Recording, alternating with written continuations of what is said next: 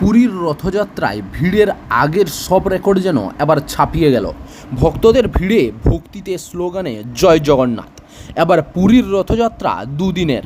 প্রথম দিনের শেষে পুরীর রথ থামল মরীচিকোকে চোখের সামনে। ভগবান জগন্নাথের রথের চাকা এদিন থামল শ্রীকৃষ্ণ সিনেমা হলের সামনে।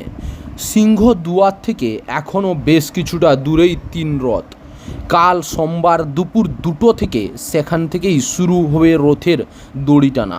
এই প্রথম উড়িষ্যায় ক্ষমতায় এসেছে বিজেপি। নবীন পটনায়ক আর সেখানের মুখ্যমন্ত্রী নেই। বিজেপি রাজ্যের ক্ষমতায় আসার পর প্রথম রথযাত্রায় বেশ কিছু নতুন জিনিস চোখে পড়ল। কোনো রকম দুর্ঘটনা এড়াতে প্রশাসন সব দিক থেকে তৈরি ছিল। তবু এদিন পুরীর রথযাত্রা এড়ানো গেল না মৃত্যুর ঘটনা। ভিড়ের চাপে শ্বাস নিতে কষ্ট হওয়ার পর বলভদ্রের রথ তালধ্বজ এর রথের চাকা টানার হুড়োহুড়িতে প্রাণ হারালেন এক পুরুষ ভক্ত। পুরীর বদাদণ্ড স্কুলের কাছে রথের দড়ি টানাটানির হুড়োহুড়িতে পদপিষ্ট ঘটনা হওয়ার পরিস্থিতি তৈরি হয়। ঘটনায় বেশ কয়েকজন ভক্ত জখম হন। তাদের স্থানীয় হাসপাতালে ভর্তি করা হয়। বাংলা থেকে এবার বহু ভক্ত রথের দড়ি টানতে পুরীতে যান।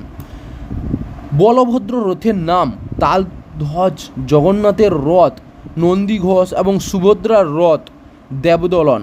কি হিন্দু ধর্মের ভক্তদের বিশ্বাস এই রথেই 33 কোটি দেবতা বিরাজ করেন। তাই রথের দড়ি বা রশি টানা মানেই 33 কোটি দেবতার চরণ স্পর্শ করার সমান।